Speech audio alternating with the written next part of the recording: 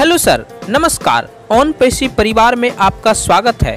On passive परिवार आपका हार्दिक अभिनंदन करती है। ऑन पैसिव के सीईओ मिस्टर एस मुफर्रा की तरफ से आपको एवं आपके परिवार को ढेर सारी शुभकामनाएं। धन्यवाद। महत्वपूर्ण इम्पोर्टेंट 15 पॉइंट आज हम कवर करने वाले हैं। जी हाँ फ्रेंड्स, तो आप दिल थाम के बैठे रहिए ऑन पैसिव के अपडेट के लिए। जैसे हम आपको अपडेट डेली दे रहे हैं उसी प्रकार आज भी हम आपको अपडेट देते जा रहे हैं। तो 15 पॉइंट हम आज आपको बताने वाले हैं फ्रेंड्स। एस सर का जो है मैंने बताया था कि एस सर जो है उन्होंने जो है और चार्ल्स ये सब मिल कर के जो शेयर किए हैं, जो अपडेट शेयर किए, तो उसके बारे में हम चर्चा कर रहे हैं। तो उन्होंने बताया, क्या बताया कि वहाँ पर बात चल रही थी कि रॉयल फाउंडर क्या है, कैसे होगा, क्या क्राइटेरिया है। तो फ्रेंड्स अभी तक इसका कोई क्राइटेरिया डिसाइडेड नहीं है। इसका कोई क्राइटेरिया अभी तक नहीं पता चला है कि रॉयल फाउंडर कौन बनेगा और कौन नहीं बनेगा। लेकिन इसका जो क्राइटेरिया है, लेकिन मेरे समझ से जैसे ग्लोबल फाउंडर में क्या होगा, 1000 आपको डायरेक्ट लगाना होगा, 1000 आदमी को डायरेक्ट जोड़ना होगा तो ग्लोबल फाउंडर आप बन पाएंगे। तो इस टाइप का हो सकता है, इसमें 500 रहे या 400 रहे, ऐसा कुछ डायरेक्ट रहने वाला है, हो सकता है। नेक्स्ट पॉइंट आता है, दूसरा नंबर हम बात करते हैं कि जो हमारा ये सॉफ्ट लॉन्च बोला जा रहा है सभी लोगों के द्वारा। तो उन्होंने बताया ये सॉफ्ट लॉन्च बोलना बंद कीजिए। सॉफ्ट लॉन्च का नाम चेंज हो गया है, अब इसका नाम सेमी लॉन्च में आ गया है। अब हम लोग जब भी बोलेंगे तो सेमी लॉन्च मतलब समझ जाइएगा कि सॉफ्ट लॉन्च, सेमी लॉन्च बताया जा रहा है, सॉफ्ट लॉन्च नहीं। क्योंकि सॉफ्ट लॉन्च में मतलब ऐसा कहा जा रहा है कि सॉफ्ट लॉन्च जो हम लोग बोल रहे हैं तो सभी लोगों को लगता है कि सॉफ्टवेयर का जो है लॉन्च हो जाएगा, ये हो जाएगा, ऐसा सबके मन में तरह तरह के सवाल उठते हैं। इसलिए इसको फर्स्ट लॉन्च सेमी लॉन्च होगा। तो सेमी लॉन्च इसका हम नाम दिया जा रहा है, सेमी लॉन्च कह रहे हैं। और अगला जो पॉइंट आता है नंबर 3 आपका हो गया है, नंबर 3। तो चलिए फर्स्ट नंबर में रॉयल फाउंडर क्या है ऐसे है। दूसरा नंबर में सॉफ्ट लॉन्च जो है सेमी लॉन्च में चेंज हो गया है, सेमी लॉन्च अब इसका नाम हो गया है। और तीसरा पॉइंट है जो कैलेंडर है। तो ओ फाउंडर्स वेबसाइट आएगा, ओ फाउंडर्स वेबसाइट में कैलेंडर रहेगा। उसी कैलेंडर में इवेंट के बारे में दिया हुआ रहेगा, कब कौन सा इवेंट होने वाला है, कब कौन सा क्या प्रोग्राम होने वाला है ऑन पैसिव में, वो सब ओ फाउंडर्स वेबसाइट जब लॉन्च होगा उसमें एक कैलेंडर रहेगा। उस कैलेंडर में सब कुछ दिया हुआ रहेगा। उसको आप अगर यदि देखेंगे तो सब कुछ समझ में आ जाएगा कि कब क्या होने वाला है ऑन पैसिव कंपनी में। और चलिए तीसरा पॉइंट हम जो है कवर करते हैं कि एस सर और चार्ल्स सर जो है वो बहुत ही उत्साहित हैं कि बहुत जल्दी हमारा जो है सेमी लॉन्च हो जाए। उसके लिए वो कड़ी मेहनत कर रहे हैं और दिन रात मेहनत कर रहे हैं। चलिए चौथा पॉइंट हम कवर करते हैं कि चौथा पॉइंट है कि 16 अक्टूबर को लोगों को लग रहा है कि बहुत कुछ बड़ा होने वाला है, बहुत कुछ होने वाला है। तो बता दें 16 अक्टूबर को एस सर की मामी का बर्थडे है और 16 अक्टूबर को जूली मैम जो है कैलिफोर्निया में होटल में सेमिनार रखी है। तो कैलिफोर्निया के होटल में जो सेमिनार है उसमें काफ़ी लोग इकट्ठे होने वाले हैं और वहाँ पर कैलिफोर्निया में ज़बरदस्त वेबिनार होने वाला है। तो अभी तक लोगों को संदेह है कि क्या उसमें एस मुफर्रा सर आएंगे, क्या एंट्री लेंगे, तो कुछ कहा नहीं जा सकता है। लेकिन हमें ऐसा लगता है कि 5-10 मिनट के लिए आ सकते हैं, क्योंकि वहाँ पर ज़बरदस्त वेबिनार जो है अपना प्राइवेट वेबिनार रखी है। जैसे हमारे पास जो है 200 लोग हैं तो हम उसका जो होटल में जो है बुकिंग करके सेमिनार ले रहे हैं। तो हो सकता है वहाँ पर 5-10 मिनट के लिए एस सर आ सकते हैं या आशा कम है। चलिए नेक्स्ट पॉइंट हम लेकर के चलते हैं कि ई बुक क्या है। लोगों को लग रहा है ई बुक मतलब जैसे हमारे ऑन पैसिव का प्लान, लोग बोलते हैं ऑन पैसिव का प्लान बताइए। फ्रेंड्स ये आर्टिफिशियल इंटेलिजेंस है, इसका प्लान बताने के लिए, पीडीएफ भेजने के लिए, तो पीडीएफ जो रहता है उसी को ई बुक नाम दिया गया है।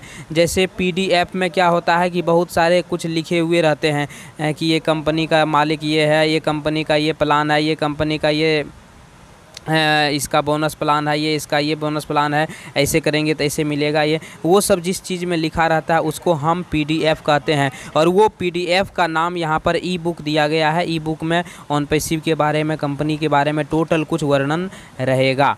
चलिए नेक्स्ट पॉइंट आता है कि जो हमारा बैक ऑफिस है उसका आप जो है स्क्रीनशॉट तक किसी को शेयर नहीं कर सकते हैं। जी हाँ फ्रेंड्स, चलिए लेकिन जो आप फाउंडर की संख्या है, फाउंडर की संख्या इतना, तो सिर्फ उसी को कटिंग करके आप भले सेंड कर सकते हैं, लेकिन उसका पूरा स्क्रीनशॉट नहीं लेकर के कहीं भेज सकते हैं। चलिए अगला पॉइंट आता है सर्वर। सर्वर अभी हम लोग का अमेजन का यूज हो रहा है, बाद AWS का, लेकिन बाद में आशा है कि हम लोग का सर्वर नया आ सकता है। नेक्स्ट पॉइंट आता है कि जो हम लोग का रिवेन्यू है, जो आप देखे थे, मैंने वीडियो एक डाला था कि तेलंगाना टुडे में OnPassive के बारे में छपना चालू हो गया। तो तेलंगाना टुडे में OnPassive के बारे में जो छपा है तो उसमें कुछ दिया हुआ था, मिसप्रिंट कुछ हुआ है कि 5% रिवेन्यू के बारे में, कि ओ बैलेंस में जब आप अपना पैसा ट्रांसफ़र करेंगे, ओ बैलेंस में देंगे तो वहाँ पर 5% काट लिया जाएगा। लेकिन ऐसा कुछ भी नहीं होने वाला है, ये सिस्टम चेंज हो गया है। यहाँ 5% का 1% भी आपका पैसा नहीं काटा जाएगा, 1% भी आपका पैसा, 1 रुपया नहीं काटा जाएगा इलीगल। तो ये कुछ था, इसलिए उसको सुधार, नेक्स्ट पॉइंट आता है कि उसको सुधार करने के लिए मार्टी डिजायरमो सर जो है उसको सेंड किए हैं मैटर को एस सर के पास, और वो उसको देखेंगे, फिर वहाँ पर सुधार होगा और फिर आएगा और फिर छपेगा। चलिए नेक्स्ट पॉइंट आता है NDA सिग्नेचर के बारे में। NDA सिग्नेचर बहुत लोग जैसे तैसे कर दिए हैं, हालांकि स्टार्टिंग में बहुत लोगों को पता नहीं था ये है वो है क्या है, परंतु NDA सिग्नेचर जो है, नॉन डिस्क्लोजर एग्रीमेंट जो है, इसको हम लोग इंग्लिश में पढ़ रहे हैं, तो जब वो फाउंडर्स वेबसाइट आएगा तो उसको हिंदी में भी हम पढ़ सकते हैं। चलिए नेक्स्ट पॉइंट आता है कि हमारा जो सेमी लॉन्च है तो उसमें क्या होगा, उसमें जो भी हमारा इनकम आएगा, जो भी हमको बोनस मिलेगा, तो उस बोनस को हम रख सकते हैं किसके लिए, तो जो ग्लोबल लॉन्च होगा उसमें जो पैकेज हमको लेना होगा $250 का, उस पैकेज को ख़रीदने के लिए उसको हम रख सकते हैं।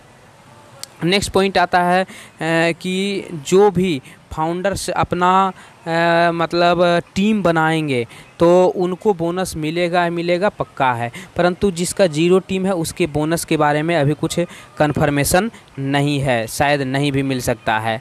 चलिए नेक्स्ट पॉइंट बताते हैं कि जो हमारा OnPassive है ये 100% लीगल है। जो सरकारी नौकरी में है वह भी OnPassive को कर सकते हैं, उसके लिए कोई दिक्कत नहीं है, नो प्रॉब्लम। हालांकि देखिए सरकारी नौकरी वाले जो हैं वो थोड़ा हिचकिचा रहे हैं, परंतु उसके लिए भी कोई दिक्कत नहीं है, वो OnPassive कर सकते हैं।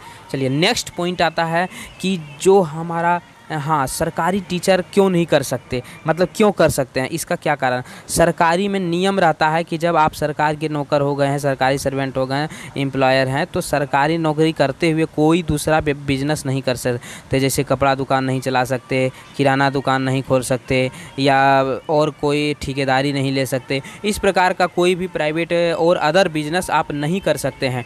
परंतु इसमें क्या है, इसमें जो है इसमें कुछ नहीं है, इन्वेस्टिंग आप LIC खुला सकते हैं, ठीक है, सहारा में आप इन्वेस्टिंग कर सकते हैं, तो ये सब जो है आपका सरकारी में रहते हुए किया जा सकता है। तो उसी टाइप का ये आर्टिफिशियल इंटेलिजेंस का है, ठीक है। आप सोशल मीडिया यूज कर सकते हैं, तो वहाँ पर हम ये कह सकते हैं कि हम सोशल मीडिया यूज कर रहे हैं।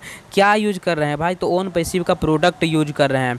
कौन सा प्रोडक्ट यूज कर रहे हैं, तो इसके सारे प्रोडक्ट को हम यूज कर रहे हैं। जो Academy यूज कर रहे हैं, किस लिए Academy यूज कर रहे हैं, हम अपने बच्चे को पढ़ाने के लिए Academy यूज कर रहे हैं। अच्छा, तो उसी में यूज करने पर हमको इनकम आता है। अरे तो ये तो गजब सिस्टम है। तो हाँ भाई, इसमें यूज करने पर इनकम आता है। आप अगर यदि Academy को अपने बच्चे को पढ़ाने के लिए यूज कर रहे हैं तो यूज करने पर आपको इनकम आ रहा है।